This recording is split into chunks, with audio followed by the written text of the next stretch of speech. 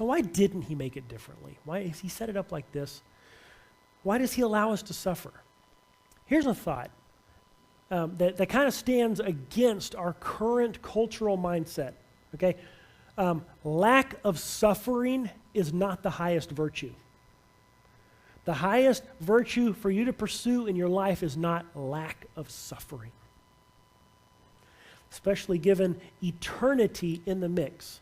What is it Paul says? I do not count the light and momentary afflictions of this present life to be worth comparing to the joy that is to come. I mean, you realize that, let's say you live a full life, 70, 80, 90 years, and it's a bad one.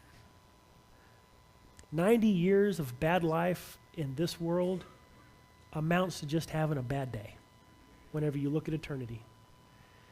And so suffering in this life, or rather not having suffering in this life, is not the highest virtue.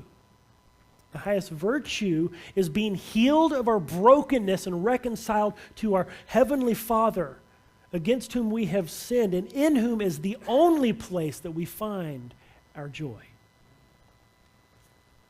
People say, well, why did he bother making us free? Why didn't he just make us where we always choose the good and the right thing? Because freedom is better than not being free.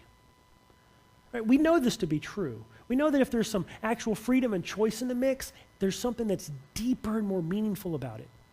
Right? Whenever you're a kid and you have a friend who actually likes you, enjoys being around you, you get along and you just kind of hitting it off really well, versus the neighbor kid who has to play with you because his parents make him.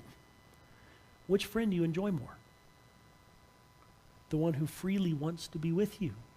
Right? If you're an employer or a manager and you have an employee who loves their job and they come to work and they're productive because they want to be and they want to serve the customer, versus the guy who's like, oh, well, I got bills to pay. Guess I better punch a clock somewhere. Here's better than anywhere. Which one do you want? The guy doing it out of obligation, or the guy doing it because he likes his job? In marriage, is it the spouse who loves you and wants to engage in relationship with you and walk through life with you?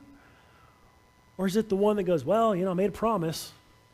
Guess I'm stuck. Might as well got to stick to it because it's the right thing to do. Which one do you want? We know that being free, freely chosen, is the better good than not being free. We intuitively know it.